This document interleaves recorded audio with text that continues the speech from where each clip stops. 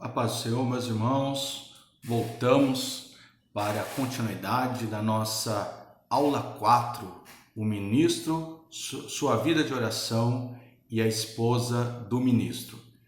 Nessa segunda parte, nós vamos trabalhar a respeito da esposa do ministro, né? Como que deve se comportar, quais são as dificuldades que a mulher, a esposa do ministro, ela encontra. Tá? Então, primeiro, é um assunto importante, pouco abordado, né? E deve ser comentado, questionado, de como é o serviço também da esposa do pastor na igreja, a esposa do líder. Tá?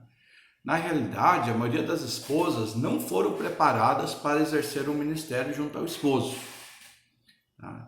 Porque muitas delas já eram casadas com esse homem quando esse se tornou pastor e líder. Então eram responsabilidades que vieram depois.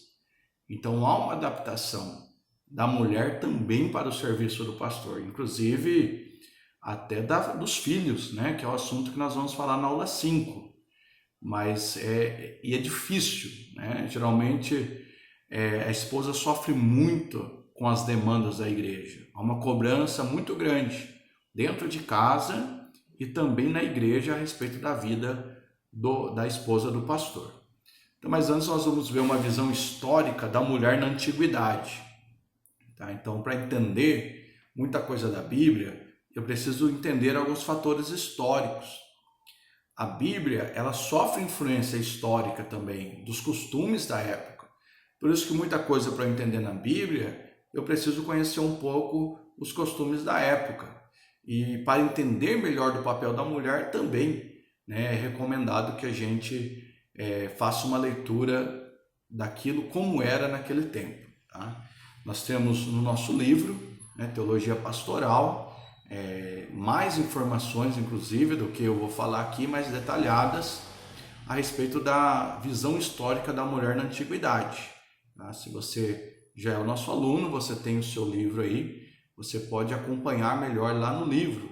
Se você ainda não é aluno, tá aí a oportunidade também de você fazer a sua matrícula, pode estudar presencial, pode estudar à distância, e aí você receberá tanto os slides que nós estamos usando aqui, como também o livro para você poder estudar conosco. Tá? Então, estão todos convidados a estudar com a gente. Nos primeiros séculos da igreja, a mulher não tinha direitos sociais. É como se a mulher não fosse uma cidadã, não era contada. Ela era discriminada socialmente e considerado intelectualmente inferior aos homens. Eles acreditavam que tinha coisa que era impossível para a mulher aprender, que era impossível que a mulher desempenhasse alguns papéis. Então isso limitava muito a atuação da mulher na sociedade. Você vê que a própria Bíblia não conta normalmente as mulheres. Na multiplicação lá do peixe e do pão, ele vai dizer que eram só homens, fora mulheres e crianças. E até mesmo os homens só eram contados a partir de 20 anos de idade. Então não havia números, para se contar referente às mulheres. Parte das mulheres nem mesmo possuíam um nome. Olha só que interessante. Mulheres que viviam na sociedade da antiguidade não tinha, como ter um nome. Então, como que elas eram chamadas? Normalmente elas recebiam o nome do pai. Então, se o pai chamava Júlio, ela chamaria Júlia. E se viessem duas mulheres? A primeira seria Júlia primeira, a outra seria Júlia segunda, Júlia terceira e assim por diante. Nenhum nome elas possuíam. Tá? E a Bíblia, ela é influenciada pelos padrões dessa época, pode ter certeza disso. Tá? Ela é escrita segundo os costumes da época e mais ainda, costumes orientais, por ser escrito em países orientais. Então, ela vai ocultar muitas vezes o nome das mulheres. Você vai ver que até mesmo Pilatos, que tinha uma esposa, a Bíblia não vai citar o nome da mulher de Pilatos. Todos nós conhecemos a famosa passagem da mulher do fluxo de sangue, tamanha fé que ela teve, rompeu a multidão, mas a Bíblia simplesmente não vai falar o nome dela. Aquela passagem, né, da mulher de Sunem, a sunamita, né, lá do livro de Reis, na verdade, fala-se a cidade de onde ela era. Né? Sunamita não é o nome dela, ela era de Sunem, por isso é chamada mulher sunamita. Então se oculta também o nome dela naquela oportunidade. Inclusive, durante muito tempo, as mulheres não tinham direito à herança. Morria o marido, morria todo mundo, ela não podia ficar com a herança. Só a partir de Moisés é que foi inserida na lei a questão da mulher ter herança. Ainda com um detalhe, só receberia a herança desde que não houvessem herdeiros homens vivos. Então seria a última opção entregar a herança para a mulher. Em geral, as atividades das mulheres resumiam em buscar água com cântaros, né? Inclusive quando Jesus ele manda preparar a ceia, né? Ele diz que vai encontrar um homem com um cântaro na cabeça. Era fácil encontrar, porque não era um trabalho de homens, era um trabalho de mulheres. Você vai encontrar lá como o servo de Abraão vai buscar uma esposa para o seu filho, né? Ela também estará ali com um cântaro na cabeça quando ela vai buscar água. Tá? Então, um papel muito comum. Você vai ver a mulher samaritana lá de João 4, né? Que ela também estava indo no poço buscar água com o seu cântaro. Ela tinha também, além de buscar água, ela cuidava das crianças, que é algo inerente das mulheres, preparava a alimentação, né, que é algo que normalmente segue até o dia de hoje, e quando trabalhava, ela moía grãos, tá? E em alguns casos ajudava no pastoreio do rebanho. Então eram bem mais limitados, né? Não tinha a liberdade social, o espaço social que a mulher tem hoje. É claro que muitas conquistas, né, foram alcançadas das mulheres, principalmente no século XX e agora século XXI, mas a mulher cristã, ela não deve ser influenciada pelo movimento do feminismo. O feminismo é um movimento terrível, que na verdade é contra a palavra de Deus, é contra Deus e contra a igreja. E o feminismo parece ser uma proposta muito atraente às mulheres. Mas eu até recomendo às irmãs, né, que acompanham aqui o nosso estudo, fazer uma pesquisa melhor a respeito do feminismo. Ele vem contrário, parece que ele dá benefício às mulheres, mas no fundo não traz benefícios, só afasta a mulher, né, de Deus e da palavra de Deus. Então algumas conquistas foram muito válidas, mas hoje já está por um caminho muito triste aí o feminismo. Os gregos e os romanos, né, que são culturas muito fortes, não davam funções sociais para as mulheres, elas não podiam desempenhar nada na sociedade, exatamente pelo fato de considerar elas incapazes de aprender e de exercer algumas funções. Muitas mulheres, elas eram, quando solteiras, mantidas em casa, presas e tratadas em casa, porque era como se fosse um negócio. A família esperava em um momento encontrar um pretendente que pagaria um dote por ela, e aí a família ganharia dinheiro em cima desta mulher. Então, às vezes, era um trunfo financeiro para a família, aquela moça que ali estava. Nós temos aí um relato de Cícero, né, no livro Pro Murena, mais ou menos 64 a.C., que diz assim: nossos ancestrais decretavam que as mulheres, por serem intelectualmente mais pobres, deveriam ter guardiões que a protegessem. Né? Então eles diziam assim, ó, elas não podem nem andar sozinha, não podem nem ficar sozinha, elas não têm capacidade intelectual para fazer nada, sempre tem que ter um homem ali para cuidar delas, né? Não sabiam de nada, né? E também você tem Plínio, que é um ex-governador romano que cooperou muito com as cartas que ele deixou escrita. Tem um relato dele que diz: se me disponho a ler uma de minhas obras, ela, ou seja, a esposa, sentava-se escondida por trás das cortinas e bebe alegremente, demonstrando seu prazer. Ela não me ama por causa da minha idade ou aparência, que vagarosamente mudará, mas por minha fama, né? Então, inclusive, em alguns lugares, quando tinham mulheres, elas tinham que ser separadas por cortinas, né? Você vê que, embora haja muita evolução, a maioria das igrejas, inclusive a Assembleia de Deus, ela até hoje separa o lado das mulheres e o lado dos homens, né? Embora hoje existe isso por outros critérios, mas você vê que já vem derivado, né, dessa separação que tinha de lugares para homens e para mulheres. Então a mulher, de maneira geral, né, sofreu muito na história e não tinha um espaço devido. E aí, quando você vai à visão de Cristo e o papel das mulheres, nós vemos que o Evangelho sempre foi algo assim, um grande nivelador social. Porque o Evangelho ele vai dar uma ascensão às mulheres, vão dar função social para as mulheres. As mulheres vão passar a ser importantes para a igreja, para a obra de Deus, para o ministério de Jesus. Inclusive ajudavam a sustentar o ministério de Jesus. Então o Evangelho tem um papel social muito importante. Quando eu digo que a Bíblia é sujeita às questões culturais, uma dessas questões é a escravidão. É difícil a gente entender a cultura. Tem muita coisa que a gente não consegue compreender da cultura, porque é algo muito específico e local. Deus nunca quis que um homem fosse dono de outro homem, mas a Bíblia trata das questões da escravidão, por exemplo. Inclusive, a igreja vai ser o primeiro órgão que consegue fazer o dono de um escravo sentar para ouvir o escravo adorar a Deus, pregar e etc. Porque dentro da igreja quebra essa diferença social, né? E todos passam a ser igual, né? De repente, um escravo poderia ter uma posição eclesiástica maior do que o seu próprio patrão.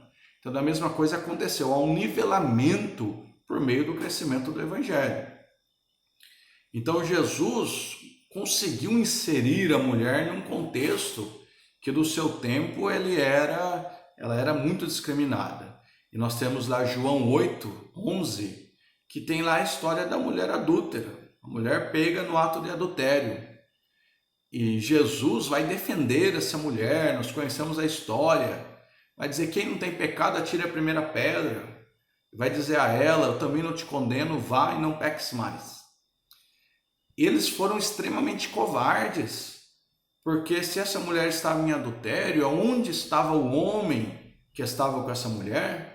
Então aqueles fariseus pegaram a parte mais fraca, queriam matar a mulher, mas não queriam fazer nada com o homem. Então Jesus faz uma defesa ali brilhante desta mulher. Além de que as mulheres, aquelas que foram pela manhã no domingo da ressurreição de Jesus, tiveram o privilégio de serem as primeiras a saber acerca da ressurreição e ainda anunciar aos outros que Jesus havia ressuscitado. Inclusive, Maria Madalena seria a primeira a ter visto Cristo ressuscitado. Mateus 16, 9 e 10, João 20, 1 e 18. Então é aquela passagem, né, que ela diz: onde colocaram o meu Senhor? E ela pensava ali que era o jardineiro que estava conversando com ela e era o próprio Cristo, né? Então você vê que Cristo dá o privilégio, além de contar que, né, Cristo vem do ventre, né, de uma mulher, Deus honra Maria de uma forma grandiosa, né, fazendo dela a mãe do Salvador, né, e bendita entre todas as mulheres. E algo muito importante também, que se inicia ali na igreja primitiva, é o derramamento do Espírito Santo sobre as mulheres.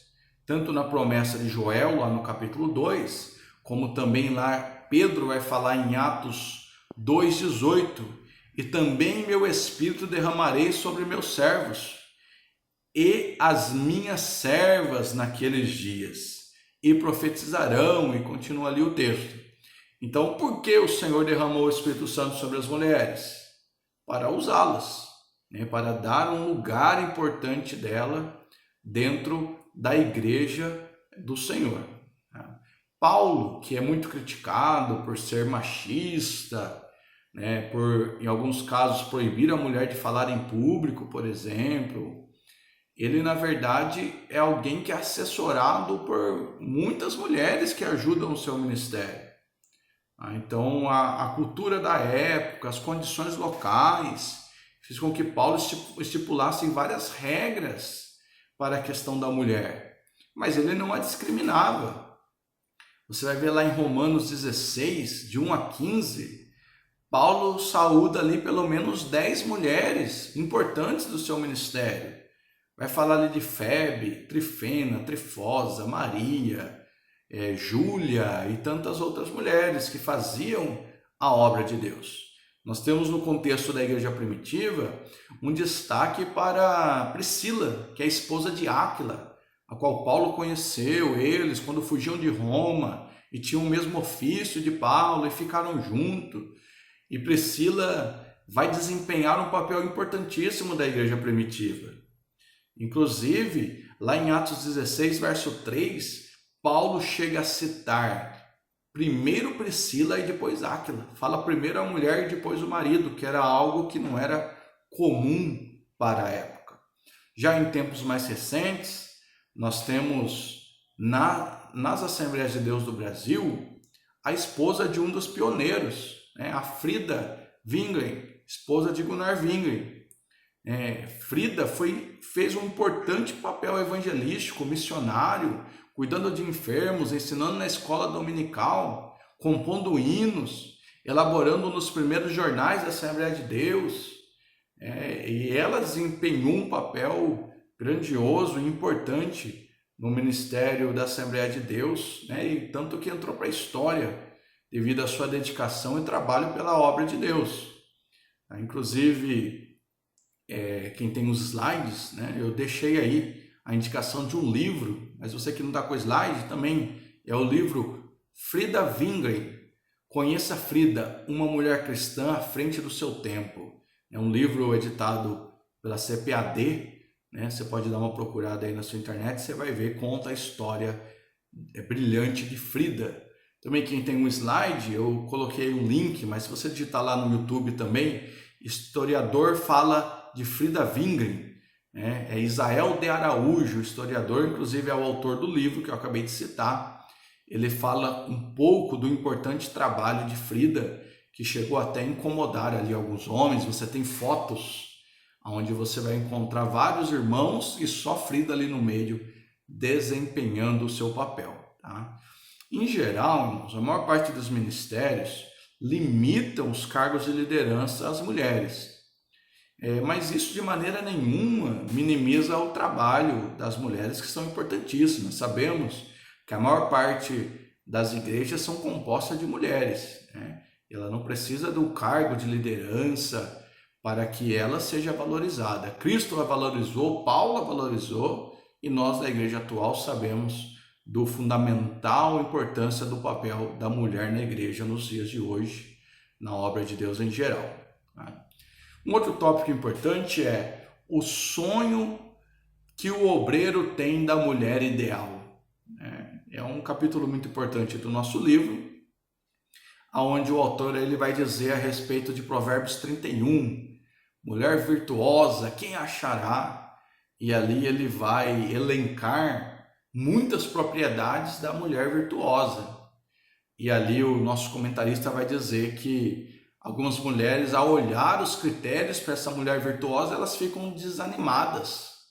Parece um patamar que nunca será atingido. E algumas passam a desanimar, né? A achar que aquilo lá trazer uma frustração, que não dá para ela alcançar aquele patamar, tá? Então, por muitas vezes o esposo vai cobrar, vai haver um peso, uma cobrança muito grande sobre a sua esposa. E em geral, a mulher não foi preparada para ser esposa do obreiro. Não existe curso de esposa de obreiro. É assuntos que muito recentemente começam a ser tratados. Reuniões da esposa do pastor. Há pouco tempo, né, fizeram o dia de comemorar o dia da esposa do pastor. Então, ela durante muito tempo, né, é compreendida e muito judiada. Se há uma cobrança do pastor, há uma cobrança muito grande acerca da sua esposa também. Então não é fácil para a esposa cuidar dos filhos, cuidar da casa, cuidar de si mesmo. Algumas trabalham fora, ainda ajudar no ministério pastoral, cuidar de departamentos da igreja. São funções pesadíssimas e muito difícil para que a esposa do pastor desempenhe. Por isso ela precisa ser compreendida e entendida também. Em geral, o marido deve dialogar com a esposa e motivar também que ela tenha um crescimento espiritual. Se ele tem uma oportunidade de estudar um curso de teologia, ela também tem o direito de aprender, de se aperfeiçoar, de fazer uma faculdade, de concluir um curso. Deve ser investido também na vida da mulher do pastor, porque se não se investe, como depois irá cobrar? Então, profissionalmente também é importante que ela alcance também o seu espaço, para que ela possa atender às demandas do ministério. Outro fator interessante é no momento da consagração ministerial, a qual o homem vai ser separado para ser pastor, as mulheres deveriam ser consultadas, embora alguns ministérios assim o fazem. É importante consultar ela antes, porque é ela que sabe quem é o seu marido. Ela que sabe se ele é um homem de Deus ou não. E quando esse homem é aprovado após um crivo criterioso para exercer uma função dentro da igreja, a mulher deve se orar pela mulher. Não que, de fato, quando ele é pastor, necessariamente ela precisa ser a pastora. Mas ela, de fato, será a esposa do pastor, mesmo que não tenha o título de pastora. Então, alguns defendem que, inclusive, seja orado junto, apresentado junto, porque o ministério do homem não existe sem o ministério sendo apoiado pela mulher. Quando o homem casado é chamado para o ministério, Deus está incluindo a esposa junto. O chamado não é só do marido, porque para Deus os dois são apenas um. E é no ministério do marido que ela se realizará. Se o ministério do marido é de sucesso, esse sucesso é atribuído a ela também. Mas se o ministério é um fracasso do marido, esse fracasso também está atrelado a ela. Então ela é uma parte importante do ministério do marido, ela está no ministério do marido.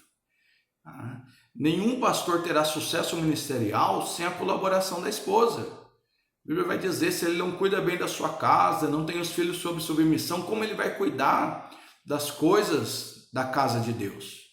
Então é preciso haver uma união. Provérbios 19:14 diz: casas e riquezas herdam-se dos pais, mas a esposa prudente vem do Senhor. Ainda continuando nesse assunto, o sonho que o obreiro tem da mulher ideal, dificilmente o obreiro encontrará uma super mulher. Terá que aprender a viver com as limitações da vida conjugal. A mulher dificilmente atenderá tudo aquilo que o homem quer, porque há muitas funções, não é que ela é incapaz, é que existe uma cobrança muito grande e muita tarefa, a sociedade cobra muito, é muito difícil exercer esse papel, sem contar que em geral nem o nome dela é citado, às vezes não respeitam, não honram a esposa do pastor como deve.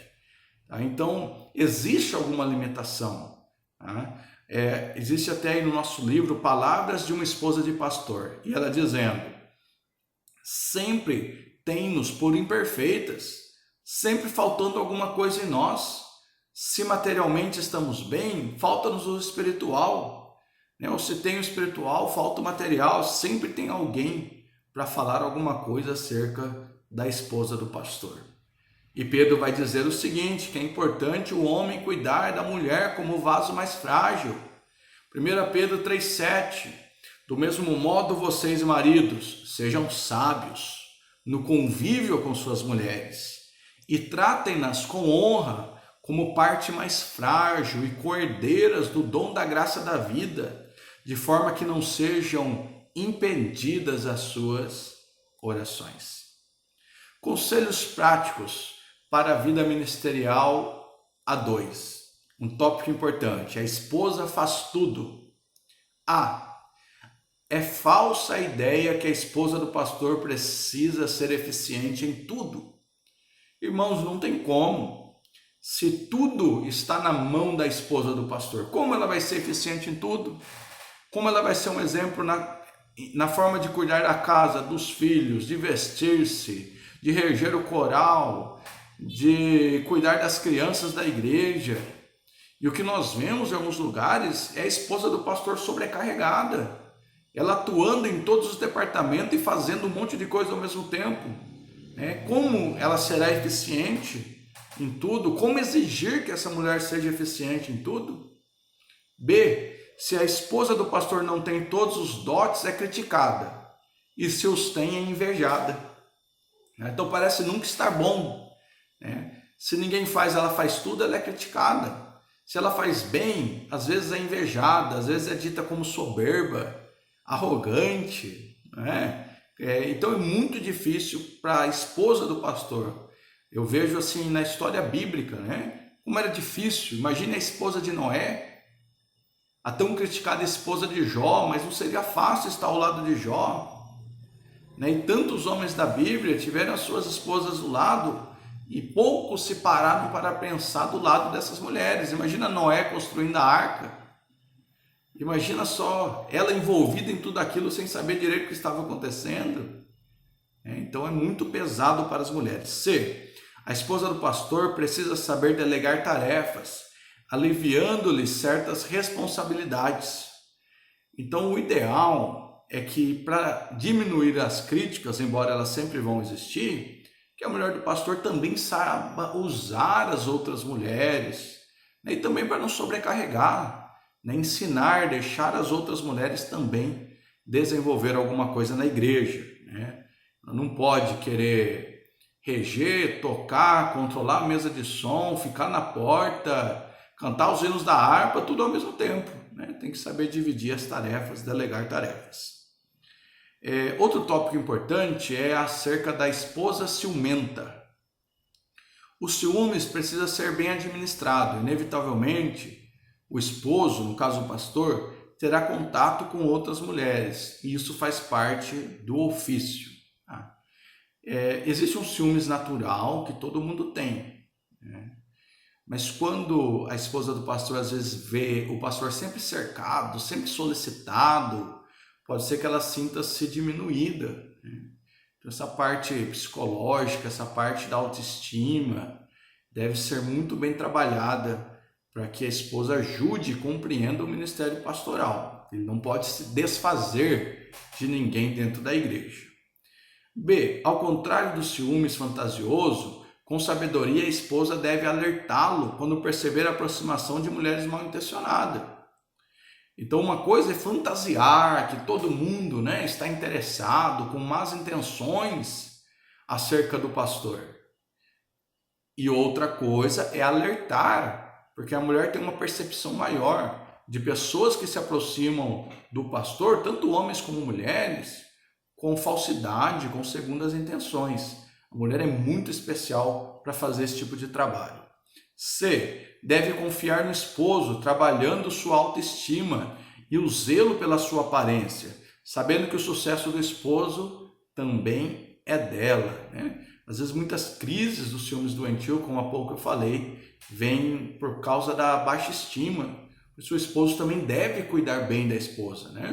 É inaceitável ele estar bem vestido, bem tratado, com um terno bonito, um sapato brilhante, e a mulher jogá-la de qualquer jeito ali. Então o marido deve ter o cuidado e ajudar a mulher nesse sentido. D, ser uma mulher de oração a favor do esposo, pedindo que o Deus o livre de ciladas sexuais e financeiras.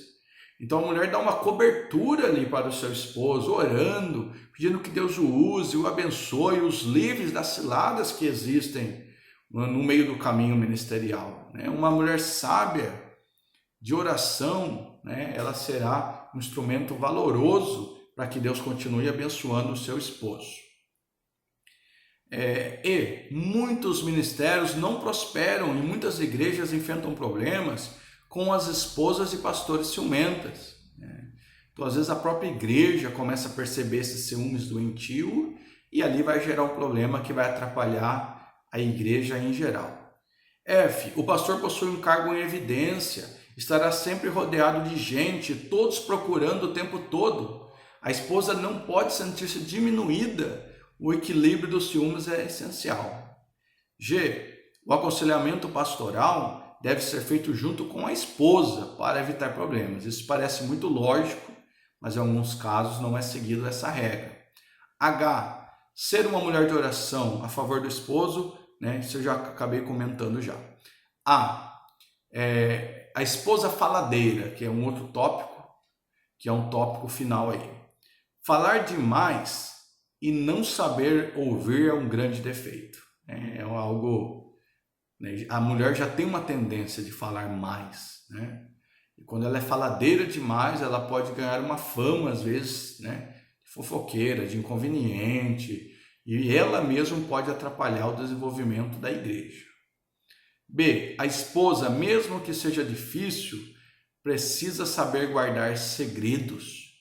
Em muitos casos, a esposa, por não guardar segredos, sai contando o que aconteceu, coisas de fórum íntimo que acontece. Daqui a pouco está todo mundo na igreja, a vizinhança. Então ela deve saber guardar segredos ministeriais e não pode confessá-los nem para sua amiga mais próxima. C. Não falar negativamente do marido. A esposa, ela não deve fazer uma propaganda negativa do seu esposo, principalmente quando ele é um pastor. Porque, em geral, as pessoas vão ter uma visão errada, é claro, que o pastor é perfeito, que não tem erro, que tal. E uma vez que, se a esposa expor a vida íntima, expor os acontecimentos dentro da sua casa, dando foco nas falhas desse homem, por causa daquilo que a esposa fala para os outros, ele vai acabar perdendo autoridade espiritual, autoridade de ensinar aquela igreja. Vemos que ninguém é perfeito, mas isso não quer dizer que deve se expor às falhas. Por isso que o diálogo, a compreensão e a esposa entender o ministério do marido é extremamente importante. Ainda falando da esposa faladeira, existem lugares que a esposa do pastor é que pastoreia, toma a frente do marido e lhe tira a autoridade. Isso é outro fato interessante, porque às vezes a mulher ela começa, devido a trabalhar mais, a ser mais exposta, a se envolver muito na obra, chega uma hora que o marido já não está mandando nada. Que as pessoas, ao invés de comunicar alguma coisa ao marido, começam a comunicar a ela. E de maneira geral, isso é muito prejudicial para o ministério. Ela deve respeitar a autoridade dele, deve tomar decisões junto com ele, para que haja uma harmonia entre o casal e dentro da igreja e do ministério também. F. Caso a própria esposa não o considera e não o respeita como seu pastor, como os outros vão respeitar? É importante que a esposa saiba que o marido não é só o pastor da igreja, é o pastor dela e dos filhos também. A igreja que todo pastor dirige primeiro é a sua própria casa. Salmo 37:30. A boca do justo profere a sabedoria e a sua língua fala o que é justo, nessa questão da esposa faladeira. Eu coloquei aí também quem tem os slides, um caso que aconteceu por esses dias aí, de uma esposa de pastor que tirou foto aí com os homossexuais e tal. É claro que é um pseudo-evangelho, devemos nem considerar isso como evangelho, mas quem não viu, quiser ver, conhecer melhor, tem um link aí nos slides também, tá? E para a gente terminar essa segunda parte da nossa aula, vou deixar aqui aos irmãos duas reflexões. Existem obreiros que não reconhecem seus erros e culpam as esposas pelo fracasso do seu ministério? Será que tem desses? Que ele não consegue desenvolver o seu ministério, não consegue frutificar e sempre estará, ao invés de aceitar os seus erros, sempre colocando isso na conta da esposa. Por outro lado, como esposa, Quanto tenho apoiado e ajudado o ministério pastoral do marido? Tenho me comportado de forma ciumenta e faladeira demais? Então, se existem homens que atribuem o seu fracasso à esposa, de fato existem também esposas que não cooperam, não entendem e não ajudam o ministério do seu marido. Bom, meus irmãos, que Cristo vos abençoe, vos guarde, hoje e sempre. A paz do Senhor Jesus, até a próxima.